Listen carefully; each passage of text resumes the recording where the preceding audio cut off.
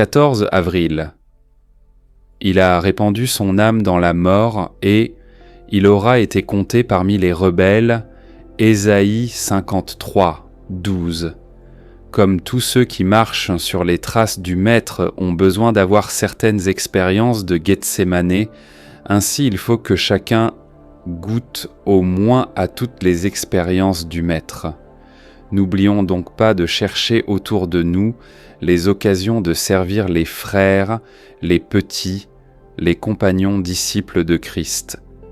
Que chacun ait soin de ne pas ajouter aux opprobres qui doivent tomber sur les disciples de l'agneau, mais qu'il s'empresse au contraire d'avoir des paroles sympathiques et d'aider les autres par le chemin à supporter leurs croix, leurs difficultés et leurs épreuves.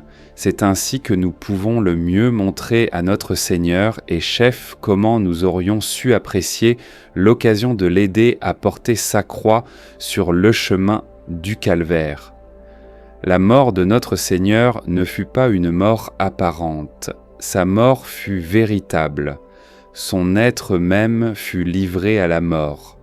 Cela se fit d'une manière lente et graduelle dans un espace de 3 ans et demi, sous l'action de l'épuisement physique, de la douleur mentale et de la violence corporelle.